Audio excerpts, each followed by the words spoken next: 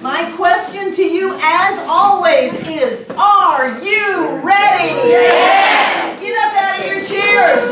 Claim that is what is rightfully yours, your divine inheritance of riches and abundance, by reciting our treatment for prosperity together aloud. I surely know that God is the source of all supply, and that money is God in action.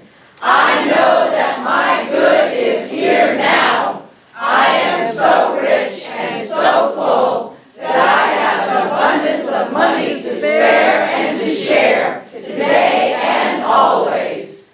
I know that true prosperity includes perfect health, perfect wealth, and perfect happiness. This word which I speak in faith knowing now activates universal law, and I accept the results. I bless all that I have now, and I bless the increase. I bless all the others in the increased income program of our class, and I know that we now prosper together in every way. I give thanks for this good, and so it is. Okay, this is the way we start every class out. If you have a story of increased income, bring your tithe up, drop it in the basket, and come on up and share. All right, Tom. All right, hello. Hello. I want to share this. I've been making these little vision board cards for 52 years. This is the second one I ever made. It used to be bigger, now it's 2 cards. It says, expect the unexpected. So I've been expecting the unexpected for 52 years. But to play the game, I didn't expect to get paid money, because I usually give my music time for free to people, and for parties, for here, for Unity. But people kept coming up to me and saying, you know, you're so good, and I like the music, you need this $20. So it's happened twice, so $40 unexpected.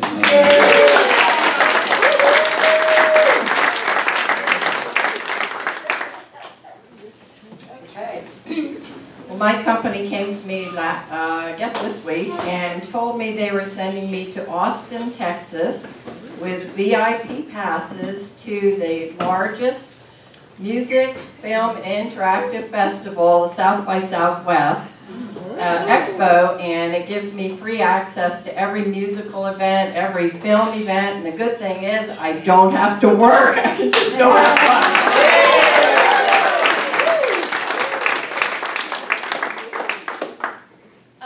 So as a lot of y'all know, I quit all my jobs and I'm doing my own thing now, and I had jobs come every single day of last week, usually like the day of. People called me and were like, can you go do this? Can you do that? Can you come do this? So that was awesome. And then back at the beginning of July, I got into a car accident that was the other person's fault.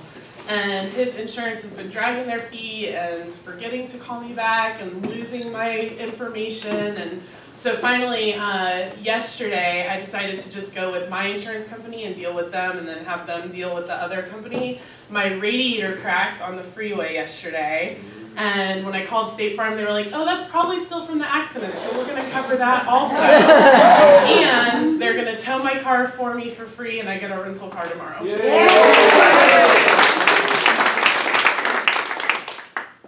So I wasn't here last week because I was on business, so I have to catch up from last week. Last week, before class, I got $39 in the mail, so yay for that.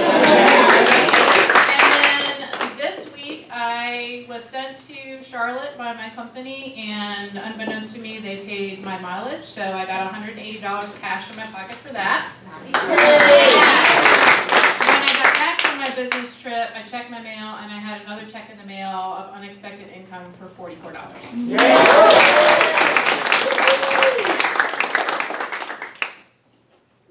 Went to visit my sister in Illinois, and she gave me $100. And then through practitioner work, I got $20.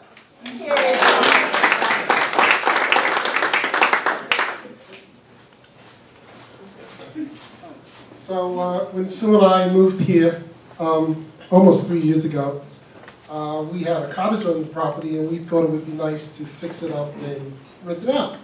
So I fixed it up and Sue helped and we rented it out. We got our first month's check this week.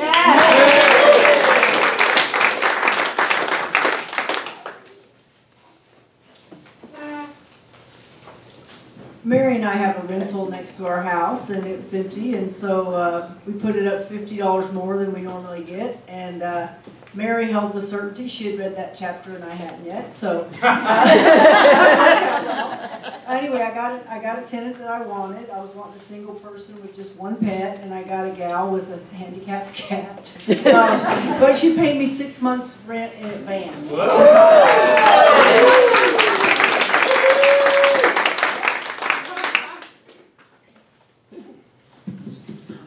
Well, I have been doing my spiritual work in the mornings, and I've been doing my affirmations and reading the book. I read the book 2 weeks ago.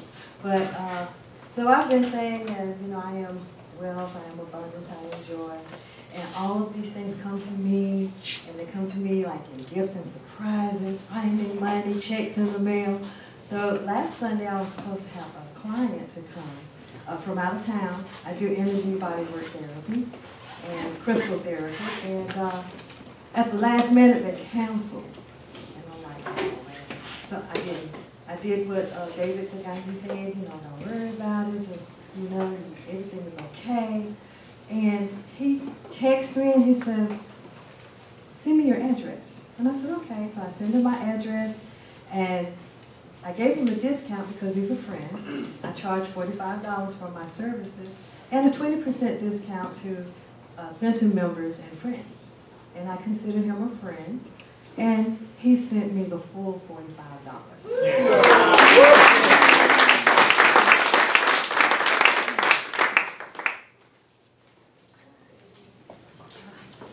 I was kind of surprised I got a $25 employee appreciation thing for good customer service.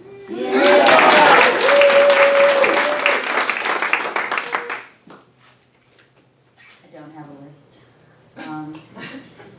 So I'm going to tell a little story. I had a deal where I didn't have time to take on a new client.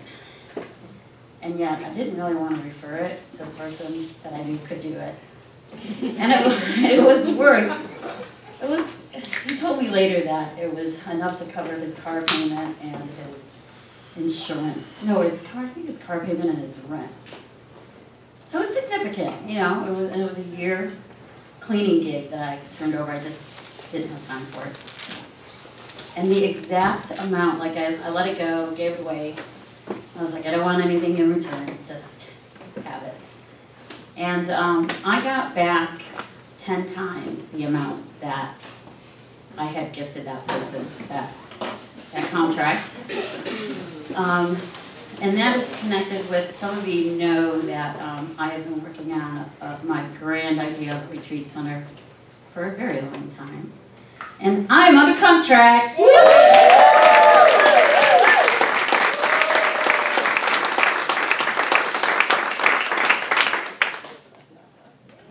Hi everybody.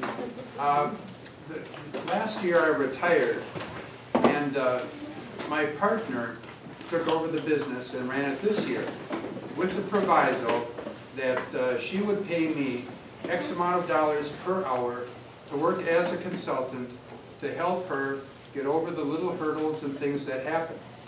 So all through this year, I've been getting these nice little checks that really helped us get over the hurdle, getting our life started here. But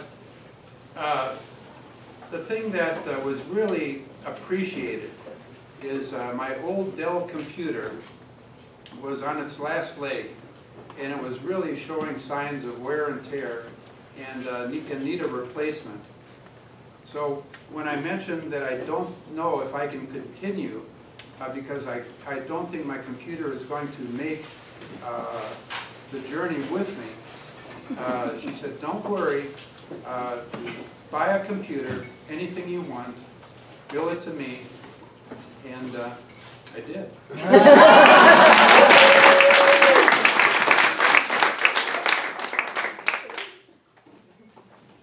So this manifesting thing happens really quickly, I think. So as we got closer to the center, and I don't know why, I was just kind of in my head, and I was thinking the only thing that could make prosperity class better is like if there was a turkey on each table and you could just pick at it throughout the class, and that would be perfect for me. So there was turkey. Can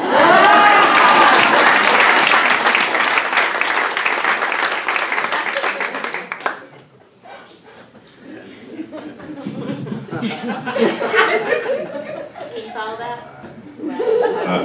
Amanda and I went to Michigan and Wisconsin-ish. And she said, well, hey, before they go get some lottery tickets. I'm like, ooh, I don't do lottery. I don't gamble. I don't know. I'm like, okay, whatever. Give me a couple lottery tickets. I'm like, what? What kind of what? I don't know. Pick one. I don't know. What about the? I don't know. I don't care. Just pick two. Just pick two. I'm like, they're little scratch-offy things. I don't even know how much they were. And oh, $50. Look at there. And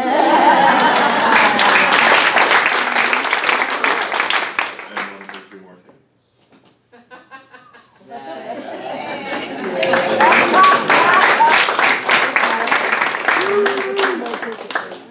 Anybody else?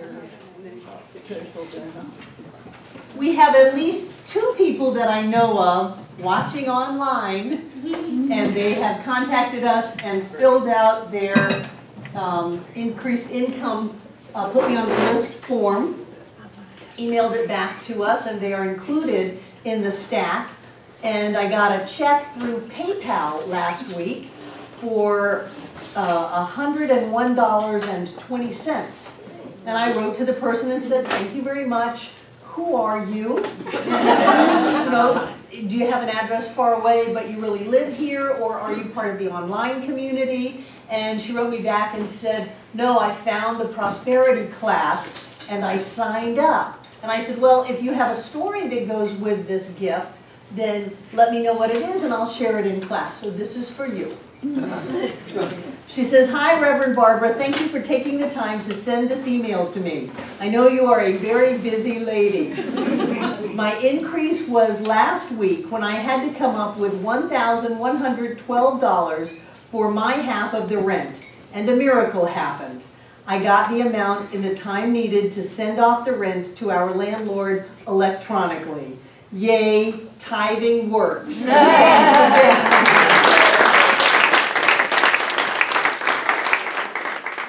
So you are not alone in this. There are people all over the country doing this, and if you have a friend and want to take an extra one of these and send it to them, you can do that.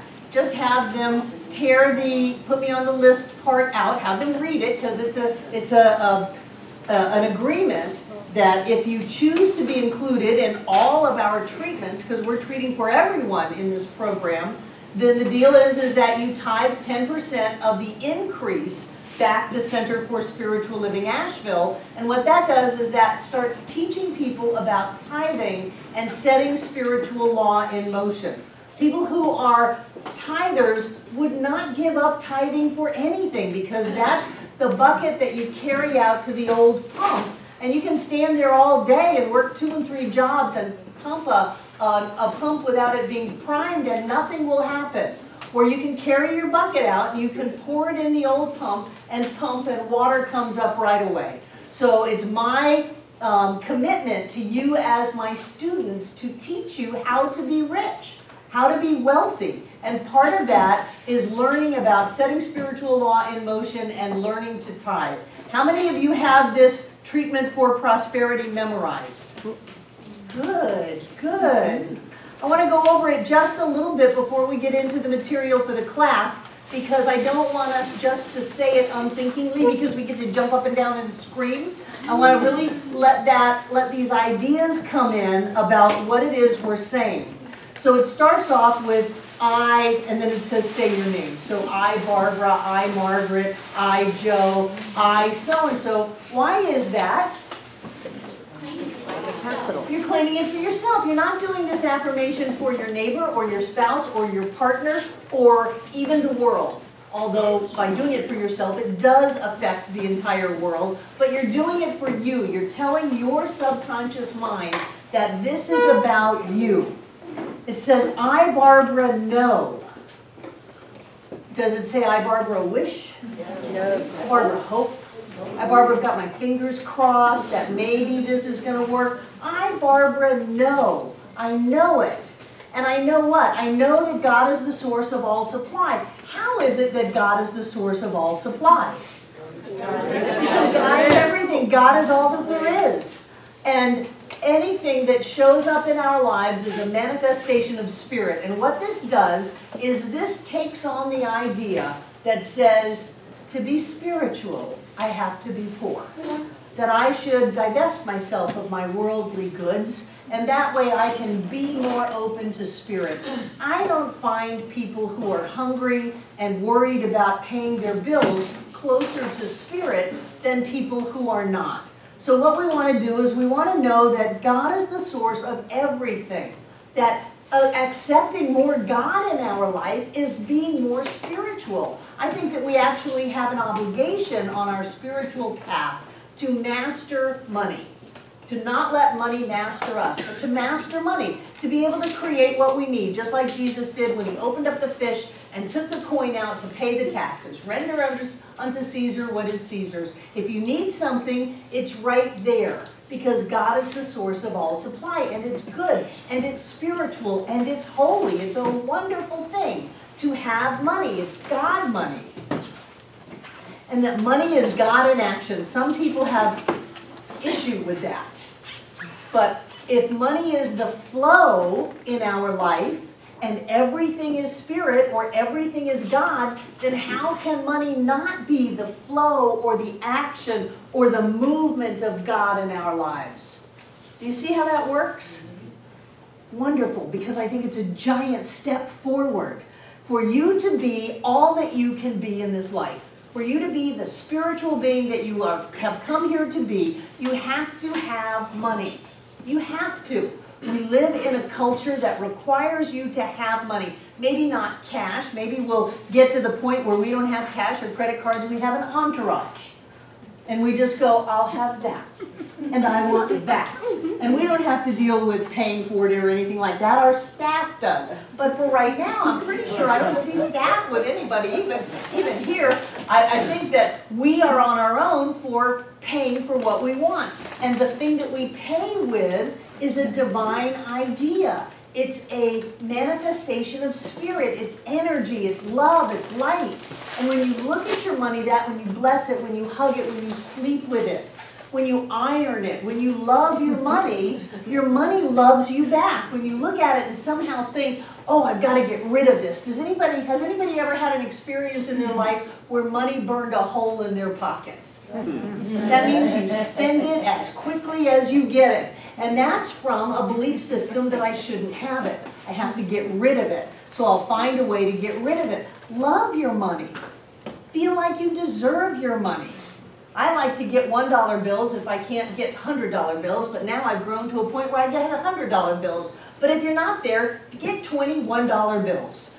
Tell the teller that they're a gift. They're a gift for you. And they'll pick out the really pretty ones and then love them. Sleep with them. Stuff them in your pocket. Stuff them in your bra. Put them all over you. Get used to the feel of money in your life. And then notice if anything comes up. You deserve to be rich. You deserve to have the good things in life. You deserve to have millions and millions and millions of dollars. And it's right there for each and every one of us. It's just about letting it in. And when you get to where you start honoring money, put all your bills in the same direction in your wallet. Don't wad them up. I marvel that people still wad up money, usually $1 bills, and sweat on them and then put them in the basket. That is such a big deal for them to put that dollar in. It's bringing up all kinds of issues. Don't do that. If you've got it wadded up, straighten it out, pull it out. Respect your money, love your money, be good with your money, and your money will respect and love and be good with you. I know that my good is here when? Now. Now. Why isn't our good coming? It's only now, and if our good is coming, which is what I learned in Science of Mind 40 years ago, it will always be coming. But I don't want it to be just a day away, oh, the check's in the mail. No, no, no, I want the check in my hand. I want the check in my hand right now. And so we use the word now, even if we can't see it, even if we don't have any idea how it's going to happen, it is right now.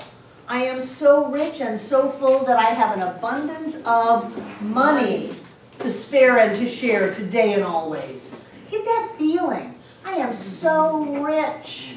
I am so full. I love that part in Malachi where it says, bring ye forth the tithes and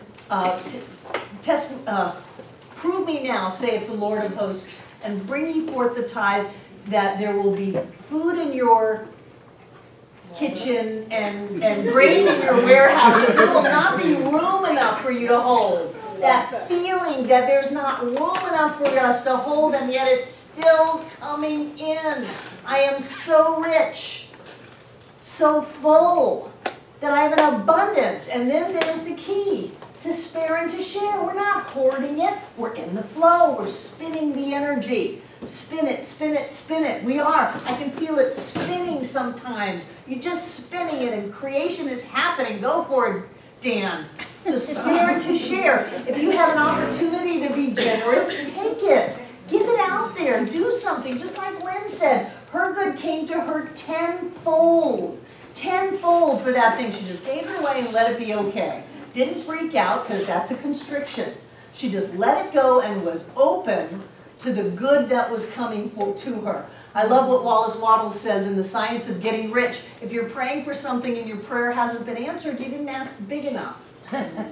You're not a vibrational match to your demonstration. You're holding on, you're playing small. Your demonstration is this big thing.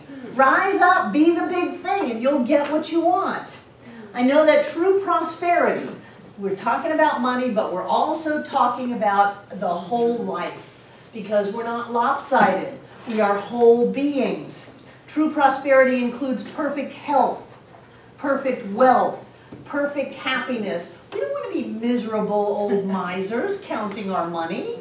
And we don't want to be sickly people with a lot of money. We want perfect health, and that's just not physical health. That's health in every area of our lives.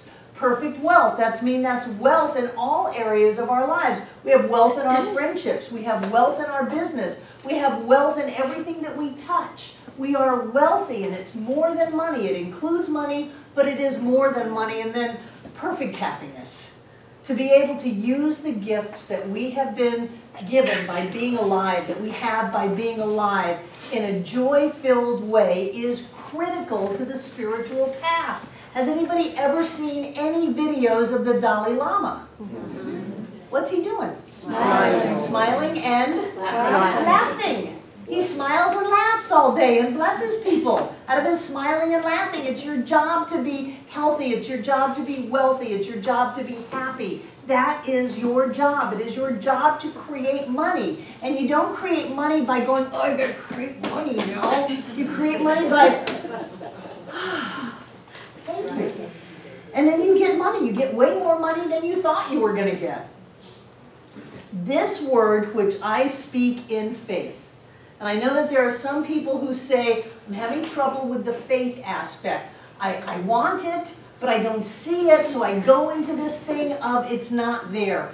Tell yourself that you are speaking your word in faith, and you are speaking your word in faith knowing. You know this. You already do believe. You already stand in your faith. You would never be in this center if you didn't. We do some strange things. 3 weeks ago, we walked on fire. There are beautiful pictures from Judith up on the bulletin board. Thank you, Judith. 3 weeks ago, we walked on fire. If that's not faith, I don't know what is. Money's easy after fire. And money's easy after listening to your intuition for those who didn't walk. People have listened to their intuition or not listened to their intuition and walked and been hurt. So you listened. or you walked. Faith is easy. Look around at the times in your life when you've demonstrated things, when things have shown up out of the blue, when everything has worked out. We tend to forget about that and just go to, well, I don't know where this one is. What have you done for me lately, universe? Where is it now? You already have faith, and you already know. Now activates universal law. Every time we think a thought, every time we say a word, we activate universal law, not a little law, universal law that can bring together anything. It can go back 20 years and change the past to have the moment out picture in what we're intending. And I accept the results. This is so important to accept it. Abraham says that's all you need to do. You don't need to go through all this other stuff. All you need to do is accept. But for me, this other stuff helps me accept it. That there is something that's going on. Spirit is all that there is. We talked about that in the quantum physics class. Spirit is all that there is, which means God is the source of all supply. Money is God in action. I have all of this great stuff, health, wealth, and happiness, and I'm setting spiritual law in motion, and the only thing that can happen is those packets of possibilities collapse into form. I accept the results. I'm not going to block it. I'm not going to feel bad about who I am. I'm not going to translate that being spiritual means I have to suffer and struggle in life. I love that David Gikandi says that suffering is simply an error in thought. Don't worry about it. Just change your thought. Change your thought and you'll change your experience. You'll change your life. I accept this, speak of faith, knowing, activation, and I accept the results. I bless all that I have now and I bless the increase. Really? If you got $100 million, could you bless it? Yes. Could you? Yes. Could you? Yes. Yes. It's a lot. It's a lot. Bless it. Bless it tonight. Bless it tonight. Open, accept it, and watch it show up in your life. I bless all the others because we're not alone. We're in this together in the increased income program of our class. And I know that we now prosper together in every way. Every way. We're not lopsided. We're not just looking for the money. We want the money because the money is part of it. But we want to prosper in every way. We want to have fun in life. We want to have everything be prosperous, healthy, happy, and whole. And then it's, I give thanks for this good, and so it is. I let it go. You've done your work. After you've done it, 1,000 times, you've done your work. And then it's up to the universe to show up. It is the universe's job. It is Spirit's job to show up with your good in your life. And sometimes I've had some serious talking tos with God. Said, look, I've done my work. It is your job, and it better show up, and it better show up fast. Yes. Just like that. Just like that. And then you just let it be okay, whatever's happening. Don't freak out, because when you freak out, you stop the creation. You start the creation of your freak out instead of what you've set in motion before. Stay calm. Know that there's a blessing in here somewhere and that you're just wonderful the way that it is, and watch how the miracles show up. I want every person in this room to have a miracle in their life. So as Mae McCarthy says, the miracles become typicals. And truly, if you look at life, it is a miracle that we're here. Just think about your past. It's a miracle. We had one person in this center that was shot at 5 times at almost point-blank range, and every bullet missed him. Wow. Yeah, a miracle. Just the fact that our bodies are digesting food and breathing oxygen and letting go of toxins is a miracle that we're here. Some of the things that we've done, it's a miracle that we're here. I want everybody in this class to have a miracle. And one of the ways that we do that is to get very, very clear on what is going on in our life. I love these chapters because they are focusing in very clearly on how creation works. The first chapter got me so excited, I did a talk on it yesterday. That's cause and effect, because we can get so confused. The outer is effect. The outer is smoke and mirrors. The inner is where it's all happening. Charles Hanel, there is a world within and a world without. And all we focus on is the world within, except I know some of us focus on the world without. I know we get all caught up in it. Thomas Troward says to allow your purpose to be contingent upon any person, place, or thing is to descend to the level of secondary causation, and that is the realm of doubt, fear, and limitation. So if you're doubting, if you're afraid, or if you're experiencing limitation in any kind, you are down at secondary causation, which is trying to manipulate effects. We're trying to manipulate the effects. Instead of working on our wealth consciousness, well, we'll just go get another job. We'll have 2 jobs. We'll have 3 jobs. No. Better that you stay home and work on your consciousness. Better that you shift the world within and begin seeing all of the blessings and all of the richness and do your treatment for prosperity 1,000 times a day so that you can set cause in motion. Well, Barbara, you don't know what happened to me. I don't care. That's the world of effect. I would say I don't care a lot with people. They don't come to see me anymore. That is the world of effect. The world of effect, as Abraham says, is old news because it was created a moment ago. It was created out of your consciousness a moment ago. And if you are struggling, it is an error in thought. So if you have an error in thought, it's because you're giving value to the world of effect instead of giving value to the world of cause. Cause is always first. Now, if you have a cause that's limiting, and you create an effect that's limiting, and then you react to that effect in a limiting manner, you just created another cause that was limiting. And so people spin. Usually it's in a downward spiral.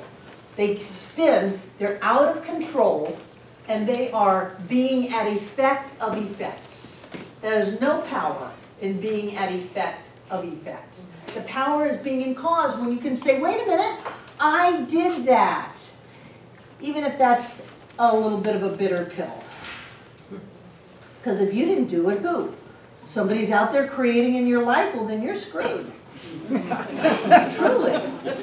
If you did it, you can undo it. I think I said that when the tail was gone out of the room, didn't I? Yeah, really well. If you did it, you can undo it. I remember when I started getting some serious therapy and I realized the similarities in the men in my life. And I was so busy blaming them for all being dirty, rotten racket ratchets until I started to see that they were the same personality trait. They treated me exactly the same. I did that. And what was really amazing was when my first husband, my son's father, married somebody else and turned into a nice guy. It's like, you get that? You get to have that? How is that possible? Because she wasn't me. She wasn't me. So when we get that, we did that job over and over and over again throughout the decades.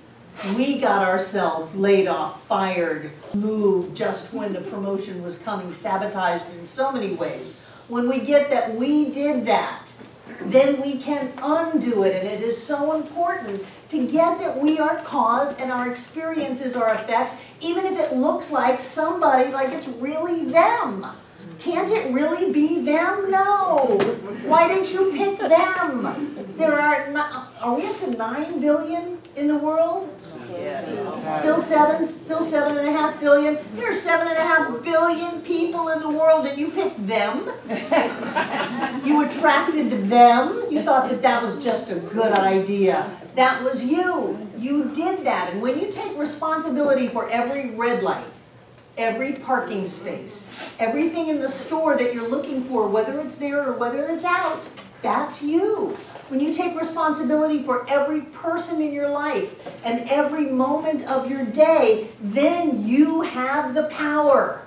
And I want you to get what power you wield. We have infinite possibilities. Go back 2 weeks. Infinite possibilities in the quantum world waiting to collapse into form. Everything already exists. It's your choice. Whether you have the great life or whether you have the awful life, they're both there saying, I got you, John L. Whatever it is you want, I have the whole array. You just pick it. And so if we pick something that reflects fear and lack and limitation, and we go, oh, well, that was my background, that's my genetics, that's just the way the world is, we have no power. But if we pull back and go, anything is possible, I can have anything, all I have to do is be able to accept it, be able to know that it is so, focus on it. Quantum physics says all you have to do is notice it, and it shows up in your world. No matter how impossible, no matter how difficult it may seem, in quantum physics, it just pops in there. No big deal. All you have to do is notice it. I think I'm going to notice millions of dollars. I think I'm going to notice homes on the beach. I think I'm going to notice boats and really good food. And you know that I love clothes, and I think I have a really good wardrobe, but I bet there's a whole world out there I don't even know about yet. I think I'm going to notice that and just be okay and be open and be happy and watch it show up in my life. That's our job. And whatever it takes for us to train our thought so that we know that we are cause to our world, that we are the cause and our experience is the effect, then that gives us the steering wheel of our world. There's a phrase that he says that I love. Life is images of the mind expressed. Your life at some point was an image in your mind. It was a possibility. It was a thought. And that's why they say the more advanced you get on the spiritual plane, the less you can allow yourself to go into resentment and anger and upset and wishing someone harm. Oh my gosh, what's going to happen if you wish someone harm? You're going to get harmed. It's like standing in front of the mirror going, I wish you harm. You're talking to yourself. So you don't want to wish anybody harm, you want to lift everybody up. There's so much Wallace Waddles in him, I love it. That the only person who gets truly rich is the one who lifts everyone else up around them. And how do you do that? You see everybody around you, no matter what their circumstances, that's the world of effect. You see them as rich. You see them as a powerful spiritual being, creating their reality just the way they are choosing. You see them on their perfect and right path. And if you have anything that's happening that's creating a sense of limitation in yourself or your projection onto them, that's where you get to heal. And stand there and look at them until you can see them as perfect. And that lifts everybody up. Because your life is images of the mind expressed. And the only way that physical form can operate is to take what you give it and bring it into form, collapse it into form, infinite packets of possibility and probability already existing right now. There is no tomorrow. There is no in a minute. It's all right now, and all you have to do is notice it. I think I'll notice, where's Darcy? Going to this South by Southwest with a VIP card. I think I'll go to some plays. I think I'll go to some musicals. I think I'll be dressed up all pretty and hang out with people and not have to work and not have to worry about it. I think I'll do that. And then someone says, Darcy, can you come into the office? Sure. Here, we're giving you this. That's how it works. And it works over and over and over and over again. Now we just have to program meeting Jimmy Kimmel. Just go look for him. The universe will have to provide it. You know, I don't marvel at the things that we demonstrate. I marvel at how we can hold back the avalanche of wealth and goodness that the universe has for us. I marvel at how we can keep it at bay. I mean, we must be so powerful to keep all of that good at bay. And so if we just stop for a minute, complaining, criticizing, limiting, judging, gossiping, if we just stop for a minute, then the floodgates open. And they pour it into our lives, filled full to overflowing. And then we have sparing and sharing and playing and joy. We have all of that as we all rise up. I want this center to be the richest center anywhere, any Science of Mind center, of any church or spiritual community. I want everybody who walks in these doors to be rich. And to do that, all we have to do is stop fighting for our poverty and open up to the wealth that's already here. No justifying, no explaining, no saying, well, that's just the way it is. You know, Barbara, she's in her own little bubble. Come join me in my bubble. It's very rich. Success is all there is. You've never failed. Think about something. I remember when I was fired from the church in Miami, I was 32 years old, and I thought my life was over. It was a very public firing, too. I saw that as an awful, terrible thing then, but I don't see it that way now. I remember when I candidated for the San Jose church at the time, center now, church then, and was hired and told everyone in Miami I was leaving. And then a week later they called and said, nah, we changed our mind. And then I had to go back and say, well, what I said about leaving, not so much. I thought that was awful, that I had failed, that I had lost. I talked to the person who got that church after they didn't pick me, and I was so glad that I didn't go there. And it was 2 weeks after that John Waterhouse came back from Australia and walked in my door. I would have missed you.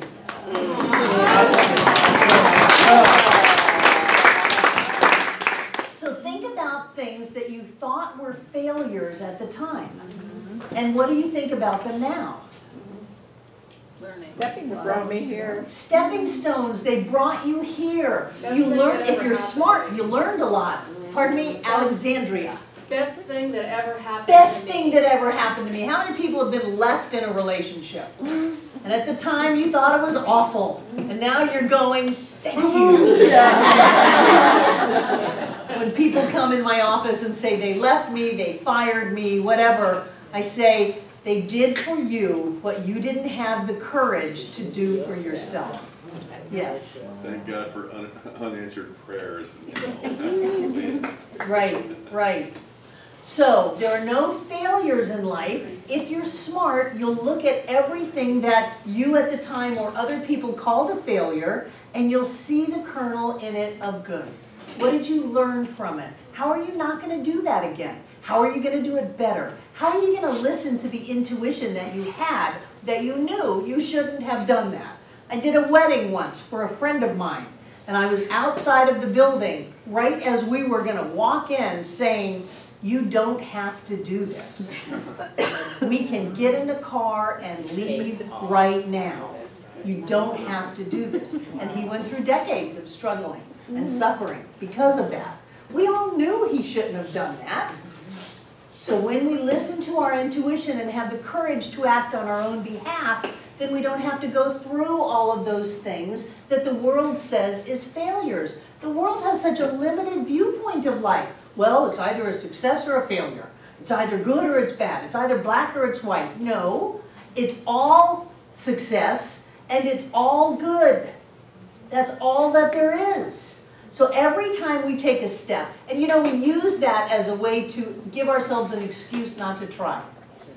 Well, I can't do that. You want me to take all of my savings and go out on a limb to do my passion, which I would just love to do, but I can't do that. I might lose it all. You might. And you might gain your life. You might have everything fall into place. And if you do lose it all, I have great confidence that you can recreate it.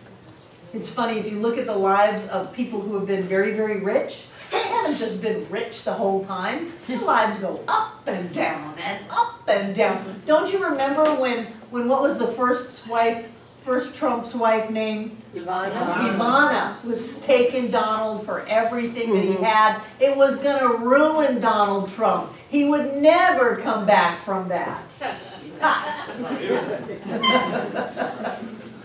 When we look at the world through limited ideas, then we take away our ability to choose what path we want to go on. Sometimes the best thing we can do for ourselves is, like Dan said, quit your job.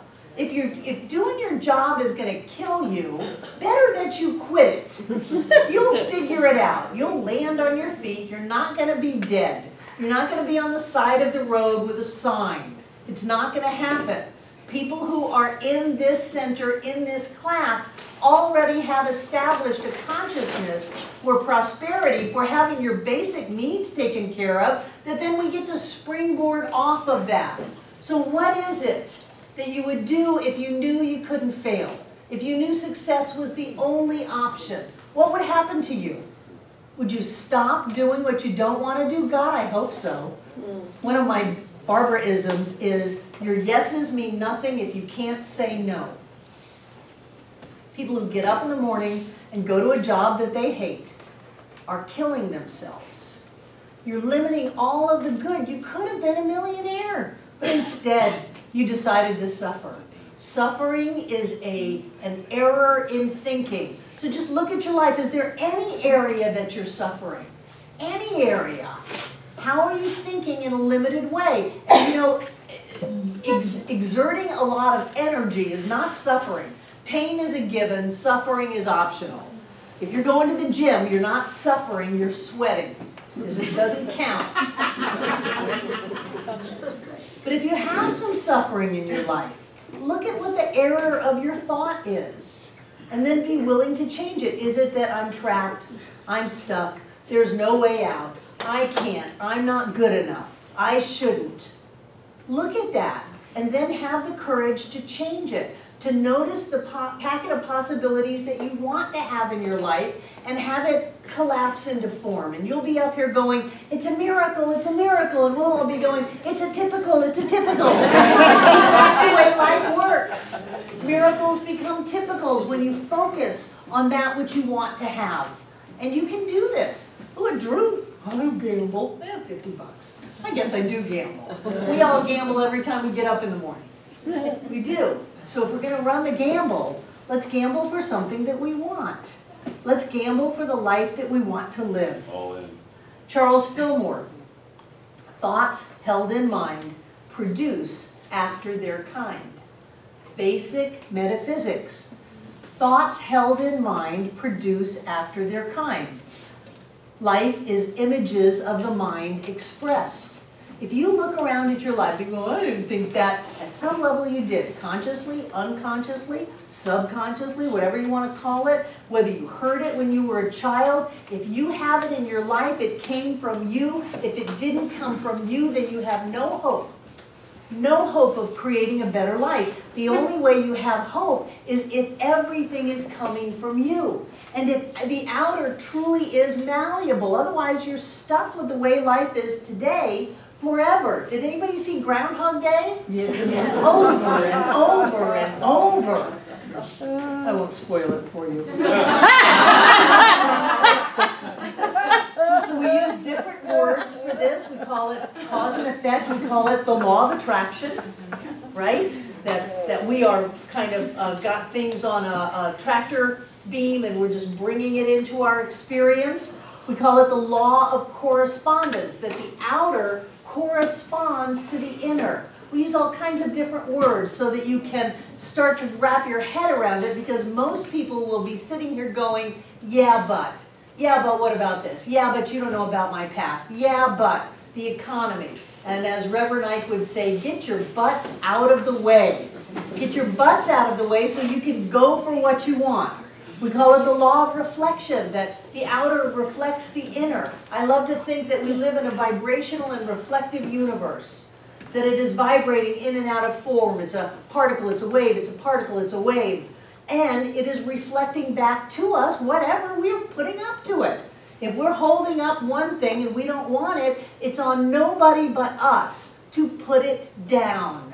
If you put something on and you step in front of the mirror and you don't like it, don't get mad at the mirror. Don't get mad at what you put on. Take it off. If you're in a relationship that doesn't work, get rid of it. If you're in a job that doesn't work, get rid of it. If every time you get in your car you feel poor, get rid of it. Get rid of the poor one. Get rid of the one that doesn't work. You can be in a relationship and you can love the hell out of the person. That's nice. And then they will either change or they will run. Sometimes when people say, what happened to old so-and-so? We loved the hell out of them and they ran. Some bless us by coming and some by going. Because this asks a lot of you. This asks you to be a powerful powerful, creative, spiritual being, to take responsibility for your life, to create what you want, and to have no limits. The law of mental equivalent, that you have to have the equalness inside of your own consciousness or to have it on the outside. And that works both ways. If you have it on the outside, you had it equal inside of you. Your mind isn't there, that's your brain. But if you have it on the outside, you had it on the inside. So if you want something different on the outside, you have to shift to the inside. And if you've got in your wealth consciousness, if you've got a container of prosperity the size of a teaspoon, then it's up to you to get a bigger container. I remember when I forced myself to walk around the yachts on Las Olas Boulevard in Fort Lauderdale and just be around people. You could smell the money there. I remember when I forced myself to go into the Galleria Mall in Fort Lauderdale and go into the most expensive stores. I was sweating. I was freaking out, sure that security was going to come and throw me out. But I would go in there and I would force myself to try on clothing that I had no clue about. Things that were crocheted out of ribbon. They make that stuff? That's a thing? A top that is crocheted out of ribbon? Silk ribbon? Yes. And so I forced myself to have a bigger mental equivalent. And money started pouring into my life. And it hasn't stopped. So stretch yourself. There are different ways to talk about this, but it all goes back to the one thing, that you are creating your reality. And if you want a bigger reality, you got to get a bigger inside, which means you have to stop being small. You have to stop playing small. You have to stop being chintzy. You have to stop being petty. You have to stop that if you want to have more. Things get better when you get better. They get worse when you get worse. Have you noticed that? Yes. If you get upset about something, everything just starts to go to pot. The world is all within you. You are the cause of everything that happens in your life, whether you are conscious of it or not. When you harm someone else, you harm yourself. What you do to others, you do to yourself. Outside circumstances only affect you as long as you allow them to. It is your job to create a world within that is so rich and so full that it's big enough for everything you can think about. And it's not just, I want to get this in. It's, I want to give this. You know, we are the people that have helped us in the past. You know people who helped you in the past. We are those people now. And when other people come into our experience, we have a spiritual obligation to give to them. Not necessarily to give money to the person on the side of the road, unless that's what you want to do. But if you have a chance to help someone, then I think we have a responsibility to help them. They are in our life for a reason. They are reflecting to us that somebody else helped in our past. And so it's not just about, I'm going to get this, and I'm going to get that, and I'm going to get this. We develop a generous nature because that's expansive. We have more than enough time. We have more than enough money. We have more than enough opportunities. We have more than enough hugs, whatever it is, to give it away to the world. And the world is whoever is in our world. And if you take issue with who is in your world, I would ask you, what is going on inside of you that out of 7.5 million people, you pulled that one in? Maybe there's something to love inside of yourself. Maybe there's something to heal inside of yourself. And I find that giving is a really good way to do that. To learn how to think is to learn how to live. Man, by thinking, can bring into his experience whatsoever he desires, if he thinks correctly and becomes a living embodiment of his thought. That sure sounds like Wallace Waddles to me. It is your job to learn how to think. And the way that I like to do it is to focus on a particular thought and think it over and over and over and over and over and over and over again until it has burned a path in my brain.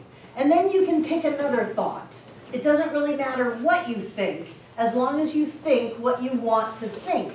For most of us, if we just let ourselves go, then we start thinking random thoughts, race consciousness thoughts. Before you know it, we're upset, we're resenting, we're criticizing, and we're all going down the tubes until we get the wherewithal to go, wait a minute, I need to think another thought. I need to think a thought that lifts me, that focuses me, that expands me. So before you break, we're going to think another thought. Get up out of your chairs. Take a deep breath. I surely know that God is the source of all supply, and that money is God in action. I know that my good is here now. I am so rich and so full that I have an abundance of money to spare and to share, today and always.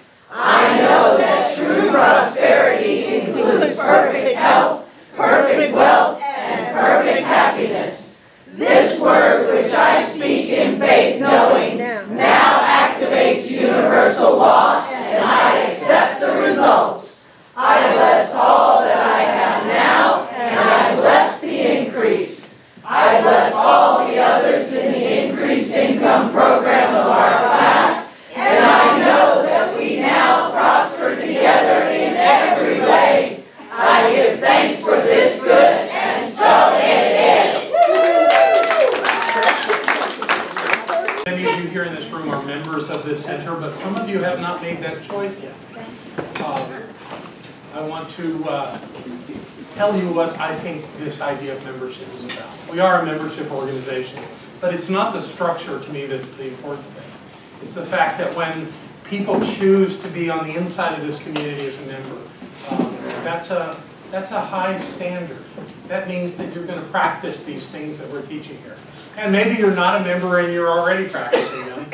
However, when you join into this community, there's some real benefits of the consciousness that we share and that how we support one another. One thing that we do is that Barbara and I do treatment work for a number of people every week. We work with members. If someone is in crisis, we work with members. Members are our attention and intention as part of this community.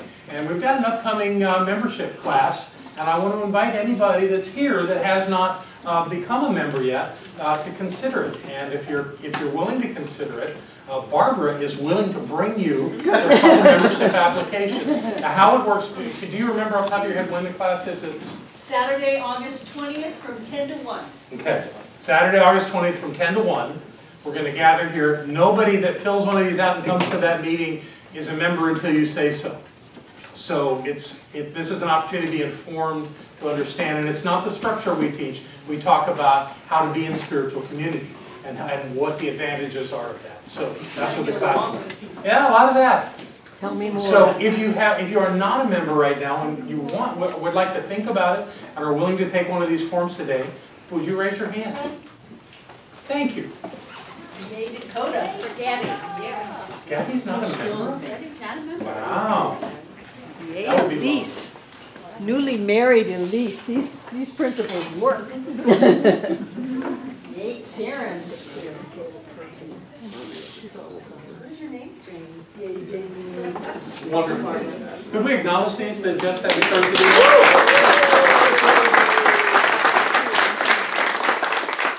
Wonderful. So let's go back and look at stuff here out of our wonderful book, A Happy Pocket Full of Money. Anybody recognize this symbol up here? Yes. Yeah, we call it our teaching symbol. We call it that because we use it to make a point. This is the idea. Obviously, symbols don't accurately depict the reality because actually the circle is meant to include things which cannot be limited to a flat surface and a circle. But the infinite presence of spirit is what this is. And there's three aspects to it. And they go by lots of names. These are the ones I want to use today because they're part of what you've been reading. And this one we call the law. There's the law of cause and effect, there's the law of attraction, there's the law of mental equivalence, the law of reflection. There's all kinds of laws. It's all the same thing. It's all the same law. It's just perceived in a different way. So this is the model. Where are you? You're a cause. You cannot be at effect. You are a cause. In the book, when Gikandi talks about every possibility existing. Where is that in this? It's a cause, because it has to be somewhere, and it's not where your senses can perceive it. Therefore, it must be here. So the idea that you have about what it is in your life that you are calling forth, and the thing itself, unrealized, unmaterialized, is all here in the infinite presence of the divine. It's all here. This is it right here, right here. And although that looks like a limited idea, it's not. It is absolutely unlimited, infinite. And what we do is we think it, and that thought goes through the law. And by thinking it and doing that, the thing itself comes through and materializes into physical form where we can see it. And then we see it and we go, well, there it is. And then we affirm it because we can see it, or we can touch it, taste it, smell it, whatever it is. And that thought is actually happening here. So there's this constant flow, this over and over and over again that's going on constantly in us. And that's what David, it's so much easier to say David, is talking about in this book. So that where is this, when we talk about the inner and the outer, where's the inner? Here. That's the inner. It's not inside your body. It's this inner knowing, and that's happening here. The outer is here. This is all made up. All of it's made up because we think it. Because we think it and we take action, and it shows up in physical form in our lives. Whether it's a relationship or a health thing or a job or whatever it is, it shows up down here. We made it happen. Nothing gets down here without having been thought up. Now, lots of times in your life, you see something here you don't like, but you go, oh, look at that, that's a bad thing, that could happen to me. Well, what you're doing is you're taking something that was created by somebody else, applying meaning to it, but you're not doing all of that here. And you're bringing it into physical effect, and then you create it again and again and again, thinking that it must be real because you saw it. And that's when you start acting like you're being affected upon. You can't be. You're creating it all. Every bit of it is you. It always was, it always will be. So David goes into this thing in the book about wanting. And he's right when he says that when we want something, we keep it away from us. We keep saying, I want it. It means I don't have it. I want it. And by wanting it, you can't have it. Now, he plays this lovely game with the word desire. If you use desire instead of want, you're okay. Fine. Can you give some lovely examples? And if you want to follow that, that's fine. But I think most people that say they desire something don't think they have it.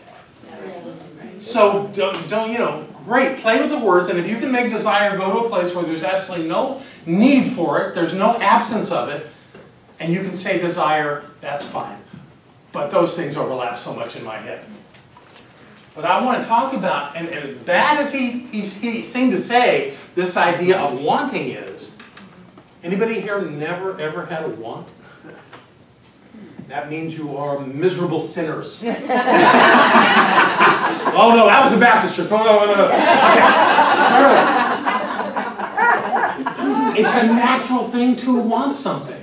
It's a natural thing to be at cause going, it's not here. I want it. It's not here, but I want it. Well, it's here. It's right where you are. Infinite possibility. Always right there with you. But you got to carry it down. You got to think it down here.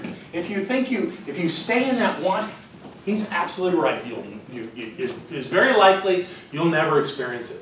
We watched an interview of a female bicyclist in the Olympics. The interview was amazing. She was saying she was leading in this race. She was surprised that she was leading. And she really, really wanted to win. But she just, even though she was leading, she still wasn't quite there. And she's approaching the finish line. She's like 20,000 feet from the end. And she's going, this could actually happen. And about then, 3 other cyclists passed her. And she did not get a medal. Oh, God. She didn't think she could. because she wanted to win. Her whole focus was wanting to win, but she wasn't convinced she could win. And she didn't get a medal. She's a very good cyclist, but her own inner doubts kept it from her. She's not a victim. That the law worked perfectly for her. In fact, this law is absolute. It never, ever fails. It's always working.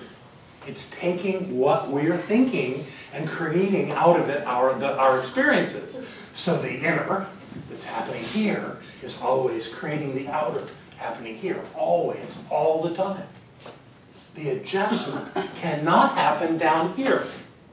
The adjustment must happen up here. We must take responsibility. Even when it looks like that other Ratchet and Fratchet did it, they didn't. If it's our experience, we did it.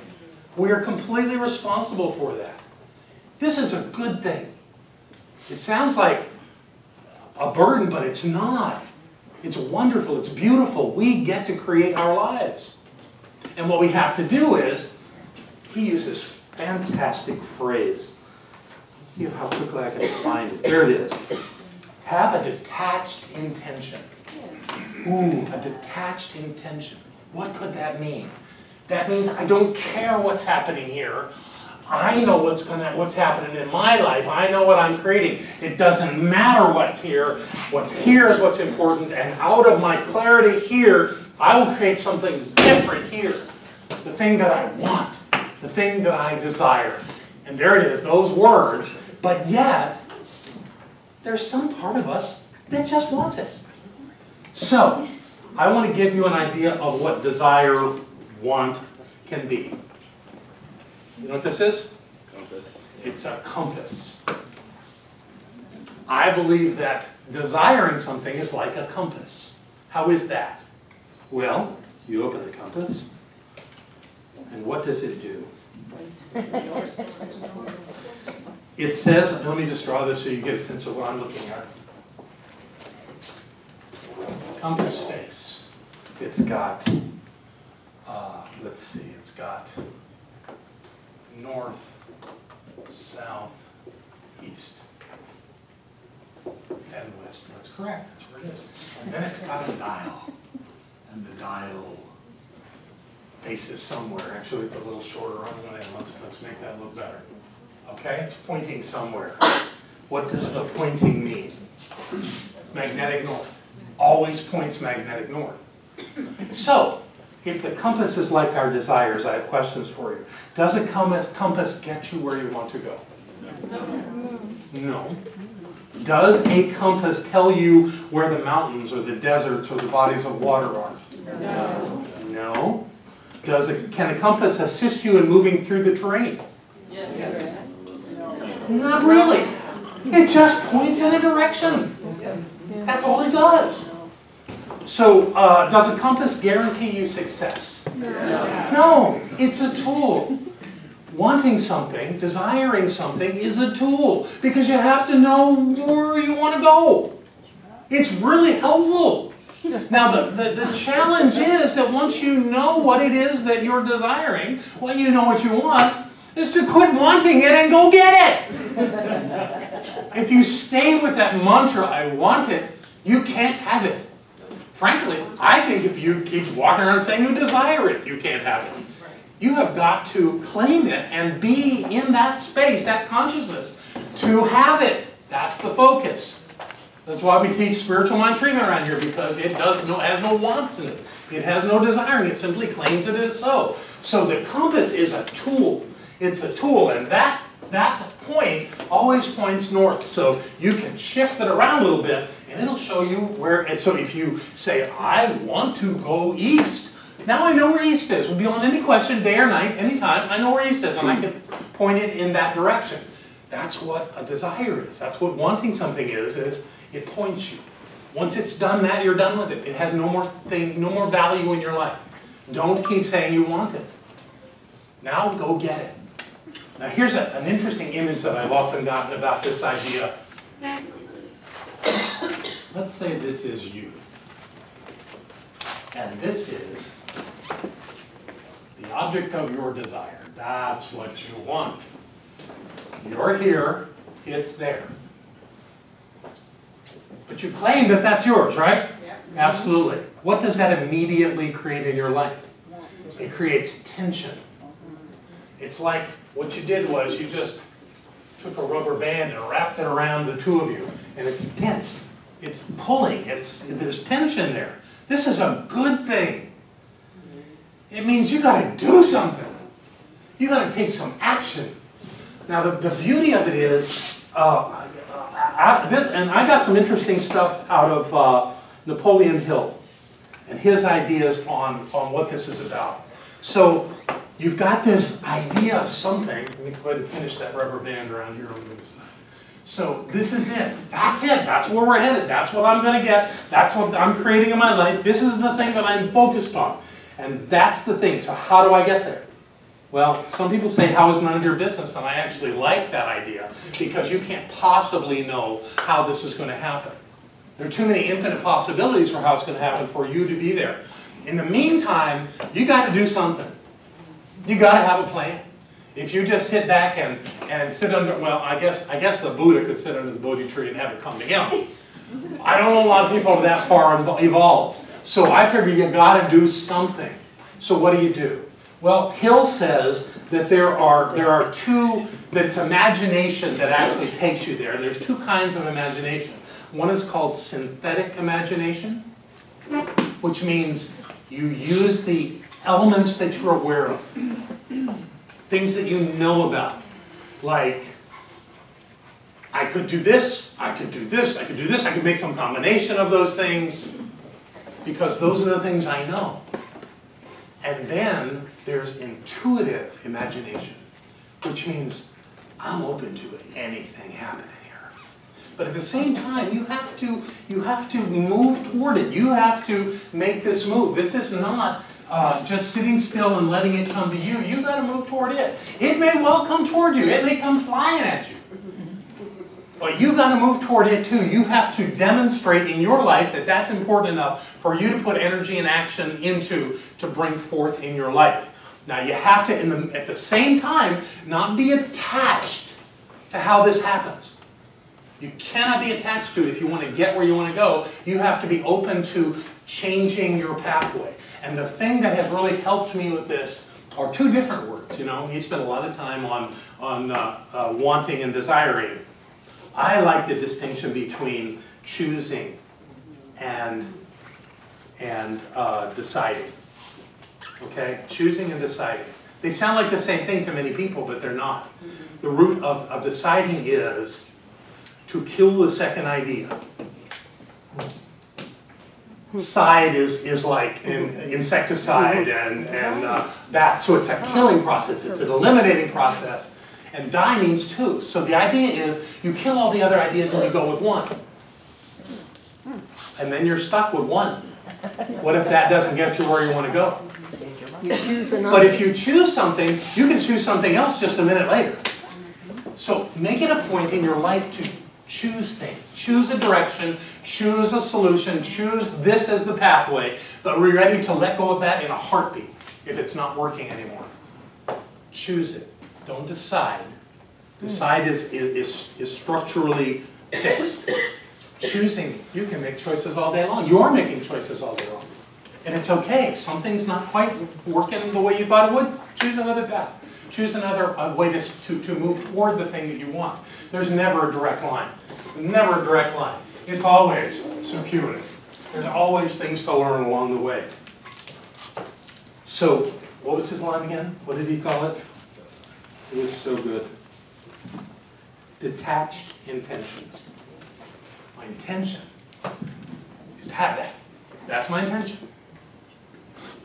But the way things look right now are irrelevant to me because I'm going to get that. I'm going to put my intention, my attention, my imagination to work to see this outcome and allow the presence of the divine to show up in any way that it fits into that plan. So you don't have to have it all figured out. But you feel the tension because there's this thing that it's going to happen.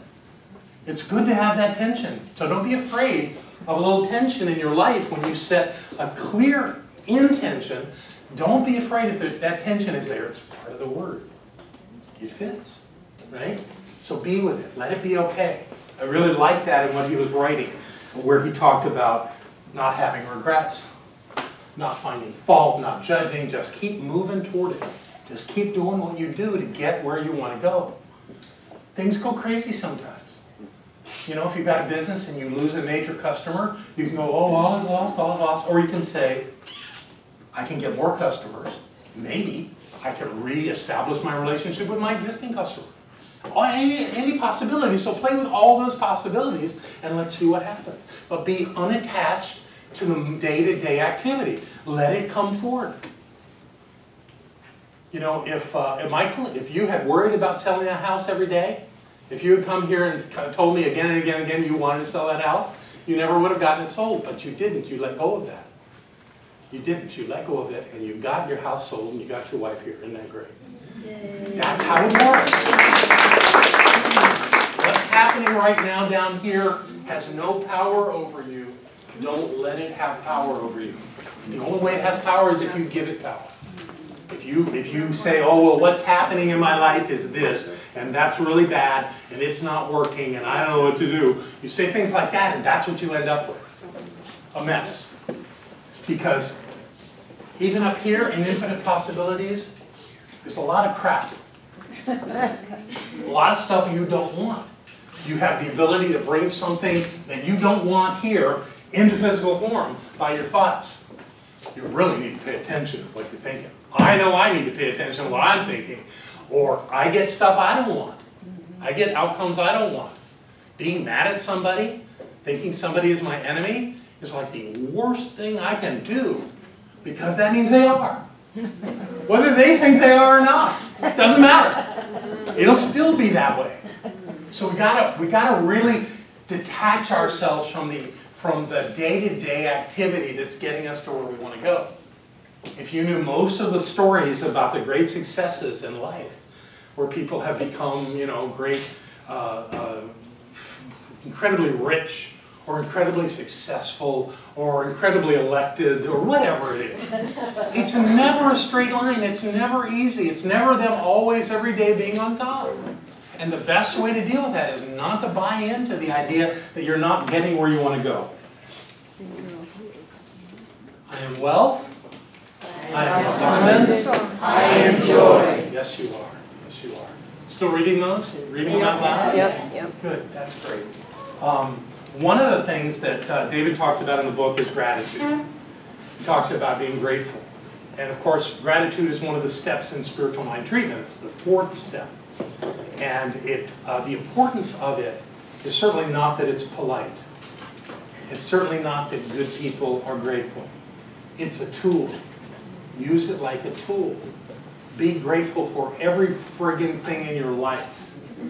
Even the stuff you could do without, because even that stuff somehow fits in to this puzzle that is your life coming together. So when stuff doesn't look good, bless it, let it go. Be grateful for your life in total. Don't decide you'll be grateful for the things you like and not grateful for the things you don't. The work is being grateful, because a grateful life is a creative life. So we need to spend time every day. You know, I have found one incredible way to fix something that doesn't look like it's working in my life. Everything's working in my life. But there are times when it looks like something's not working. And what I have to do is look at that thing and find God in it. I have to find something beautiful in it. Barbara did this amazing thing in her practitioner class last year. At the time, there were lots of people running for president in both major parties. And people were grumbling in class about certain people. And Barbara gave them the assignment to find something in the platform of each of those people that they could agree with. And everything I heard about that exercise was that it really worked. That even people that, oh God, they would be so terrible, when they researched it, they, you know, I could go with that. Maybe one thing in a platform, but at that point, you've actually found some alignment. God is in everything, in everyone. There's nothing outside of God. There's even, you know, this sounds weird, but there's even God in the midst of ISIS. With all of that violence and all of the stuff that just makes us cringe, still, That's carrying us to something better. And if we, sure, people will have battles around that. But the truth is that your job is never to go to battle. That's not, anybody here in the military? Then it's not your job to go into battle. It's just not. It's your job to be clear. It's your job to know that there's the presence of the divine in everything that's going on. Because when you find something else, like you're judging something, you're finding something wrong or evil or whatever, you can't get to the wealth consciousness that you say you want, that you desire in your life. That is done through gratitude. That is done through joy. That is done through living a wonderful, full, abundant life. Gratitude. Here, I got an exercise for you. I want everybody to just settle in and empty your hands, uncross your legs, and close your eyes for a moment. Everybody in this room has something that you're incredibly grateful for. Someone, some circumstance, something that you are just so happy about and so grateful for. And I want you to imagine that right now, whether in visual pictures in your mind or feelings that you have. Whatever it is, I want you to just be in that state of gratitude. Just say thank you. With your eyes still closed, as you're experiencing this sense of gratitude, go to the place in your physical body where you feel that the strongest. And I want you to take your hand and put it on your body where you're feeling that the strongest.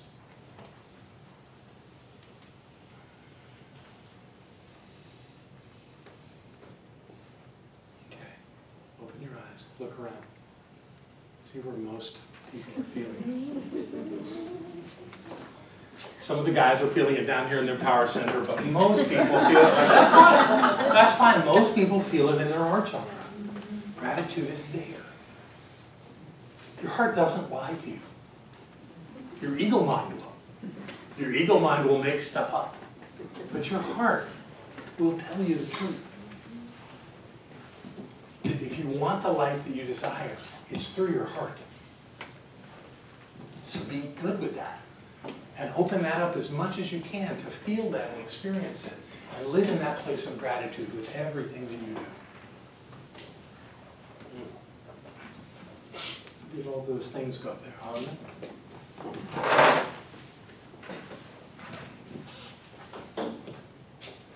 Some of you know this by heart. Some of you have been doing it for years. And some of you are just now getting it. What this is called, this thing that we do here, is called a ritual prayer. It means somebody else wrote the words, but you're saying them. Is that the best kind of prayer? Probably not, but I want you to know that when you do this and those ideas of those words get into your subjective mind, they really do make things happen. The more traditional ritual prayers that any Catholics, former Catholics in the room? Hail Mary, full of grace. That's a ritual prayer. Our Father, a ritual prayer. Of an old time, a long time ago. This works in a different way. This calls into our consciousness these words in a remarkable way. And I want to just share two quick stories about that. One was a member of this center who at the time was a practitioner, was in a class that we did, summer prosperity class. And at the time, we were having this thing where we guaranteed that if you did that every day and came to every class, you would have increased income of some sort in your life. The second to last class, I said, okay, who doesn't have that yet? It was a pretty big class too. And we had 12 people that did not have any kind of demonstration of money yet. So I said, stay with me after class. And we went over and made a circle. And I said, and I asked each of them individually, will you create increased income this week? We called it unexpected income back then. Will you create that this week? And I looked at each one said yes. I went in a circle. One of them was a practitioner. And I said, especially you. So we came back the next week, And this guy came in with this big black trash bag. And I didn't know what he had there, but we were doing class and getting going, and we started the class by saying, okay, who has an unexpected income? And people came up, and all 12 of them showed up with that. But this guy was the last one to come up. And he took his big trash bag and he ripped it off. And it was one of those big checks that said he'd won the lottery. And the room went crazy. It was wonderful. And he tied them. He kept his agreement. It was brilliant. It was wonderful. And we had been using this for so long that when I became president of Centers for Spiritual Living, I put it in Science of Mind magazine. I wrote one of those articles on the law of circulation, and I put that prayer in there. And I boldly put at the end of the prayer, if you do this for 28 days in a row without fail, something wonderful will happen. So I was in the office one day, and I was in a meeting, and somebody came in and said, you got a call. I said, I can't do it right now, I'm in a meeting. Tell them I'll call them back. And they took the number, and I called them back. They were in California. It was a couple that subscribed to Science of Mind magazine. And they said, we've done this for 21 days, and on the 21st day, we won the California lottery. Yay! Yay! So I went out and had dinner with them at their home in the Los Angeles, they were in Glendale actually. And they showed me their Science of Mind magazine. And they had written things in the margins, and underlined, circled stuff. And on the 28th day, they won the lottery. So how many of you think that if you won the lottery, it would change your life forever?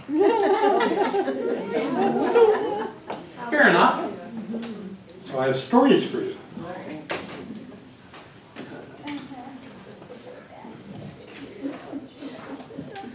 I am wealth. I am abundance. I am joy. Absolutely.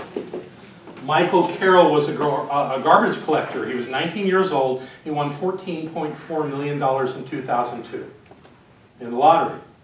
He bought a mansion, lots of drugs, gold jewelry. In 2012, Carroll was broke and living on unemployment checks and working on an assembly line in a cookie factory making $300 a week. Billy Bob Harrell Jr. won $31 million in the Texas Lotto in 1997. He no longer had to work at Home Depot. He bought a ranch, he bought a few other homes, made loans to friends. Everyone wanted a piece of his money. His marriage got in trouble over all that he had lent and spent all of his winnings in 1999. Less than 2 years later, he was completely broke and he took his own life.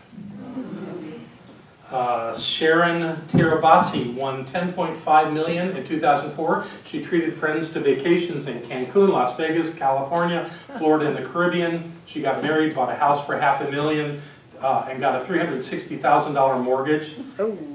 She bought numerous cars, up to $200,000, and gave millions to family and friends. By 2007, half of her money was gone. By 2008, with her husband in jail on a DUI, she lost her home and now supports her kids by taking a bus to a part-time job. Lou Eisner won no, I won't read that one. Let's read a couple of good ones here at the end and get going. Alex Troff won $13 million in the Florida lottery. He lived well for a few years and then went broke, split up with his wife, got in trouble for filing false returns, and spent some time in a mental institution. He avoided going to trial for fraud charges by dying penniless at the age of 60 in 2008. A big one? That's a good one. David Lee Edwards split a $280 million Powerball jackpot with 3 others. I came while he was unemployed and living with in his parents' basement. After taxes, he received a lump sum of $27 million. He bought a $600,000 house, $1 million worth of cars, $78,000 watch, $1.9 million jet plane, 200 swords and other medieval weapons, and a $4 million fiber optics installation company. He also married a woman 19 years younger than him. Within a year, he had spent $12 million. The house was soon lost in foreclosure. His wife was arrested for stabbing her boyfriend. David died in 2013 at 58. Wow. Is that big enough? Here's the one that will blow your mind. Jack Whitaker was already a millionaire. He was a contractor. He had a successful business. In 2002, he won the biggest single person lottery in history, $314.9 million. He opted for a lump sum payment, which after taxes was $93 million. His contracting business, which employed over 100, provided a great living, but his humble lifestyle meant few people knew how much he made. The lottery apparently changed everything. Whitaker spent money on strip clubs and casinos. He gave millions to charities. His habit of leaving cash in his car resulted in thefts of $545,000 one time, and another time $100,000. And his house was robbed numerous times. He showered gifts and cash to his beloved 16-year-old granddaughter, who spent the money on drugs and ended up dying from that. Whitaker rarely speaks to the press anymore, and some reports say he's broke. When asked if life was easier before his big win, he said, yeah, it was a lot easier. So the point, what is the point of these ridiculously sad stories? Yes. Yes. Money doesn't make you wealthy. Wealth makes you money. This makes you wealthy. Yeah. Knowing who you are makes you wealthy. Right. Acting accordingly makes you wealthy. The money is, all of the money is here. The money cannot make you who you are any different. It can't. And of course there's lots of stories of people winning lotteries and having lovely experiences with it because of their consciousness. This is all about consciousness. This is not about money. If you want to be wealthy, then you must have the consciousness of wealth. That's your work. That is your intention. And it's not about just the feeling of winning a lottery. It's about knowing who you are. Knowing the abundance of the universe flows through you. That's what will make your life change. That's the work. So what gets in the way of that? Anybody heard of monkey mind? Those of you that haven't, let me tell you about it. It was a Buddhist idea. The Buddha taught it 2,500 years ago. The idea that there's a chatter in your mind, in your head, in your thinking. It's not in your head, but it's a chattering going on that something is wrong, that something's not right, and it gets loud. It gets loud, and it screams at you that everything is going to hell. Everything's falling apart. Everything is lost. And it's screaming on the inside. So much so you can't think. Anybody ever had this experience? We've all had this experience, whether you admit it or not. It's when you're laying in bed at night, unable to sleep, wondering how something's going to work out in your life. How do you deal with that? Well, obviously the Buddhists say meditate. But I found somebody who said something different. They have a conversation with their internal monkeys. Listen to this. This was transformative for me. I love this. This would be the conversation with the monkey. What's the worst thing that could happen? The monkey says, you'll go broke. Okay, what if I go broke? What'll happen? Well, you'll lose your house. Okay, will anybody die if I lose my house? No, I guess not. Oh well, it's just a house. I suppose that in other places, we can find another place to live, right? Yeah, I suppose so. Okay then, we can live if we lose the house. Is that okay? Okay. You can actually reason with yourself about the things that seem to be in your way. You give it a try, just have the conversation. Just let, and really what's going on there is your ego. Your ego's trying to protect you from all falling apart and your life being in ruins, which is totally unrealistic.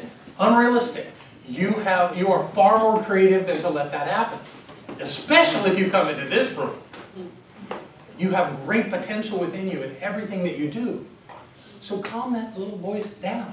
Get it to stop screeching at you, because you really are okay. You know, the whole idea of ego is quite amazing. It really does want to protect you. It thinks it's doing good work, but it's causing you to worry and be afraid and be concerned and to live in that. And that will not get you where you're going. It's okay to say, I hear you, I get it, and I'm going to keep going. Because I know what I want. I want that. I'm getting that. That's what I want. That's what's going to happen. Now, David says don't say want, that's fine. Don't live in your want. live in your have, and you'll get an outcome that will support you. The only other little piece I want to do before we hand it back to Barbara is this idea of race consciousness or group consciousness. The people around you do influence your thinking. It's very subtle. You don't, so maybe you do notice it once you get into this kind of a teaching, that you have people around you that are very concerned and worried and fearful and all of that, and they don't like how you're changing. Because you used to be a really great person when you would be there worrying with them. But you're not doing that anymore, so they're concerned about you. What are you doing over at that cult? The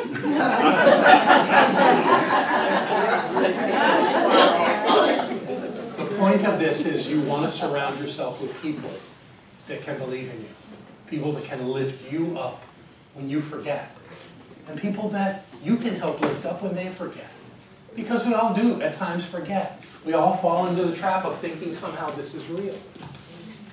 But if we prevail in believing collectively that this is real, and that's where we work from, then we can be there for one another. And we can really make a difference. So surround yourself with people. Look around for a minute. Just look around. Surround yourself with people like these. There you go. And that will make your task easier. The people in this community influencing you will do a better job of supporting you and getting where you're going than people who can't see that. And those are not bad people. They're not evil. They're as much God as anybody else. But if they don't understand this idea, they can't support you. So love them and come here. Because it's going on. It really is. I love looking at you and knowing so many stories in this room of how you live your life and what you're doing in your life. You're winning. You're absolutely winning. And if you keep going in the direction you're going, you're just going to have everything you ever desired, because that's who you are. It's right here for you right now. I love you very much. That was fun.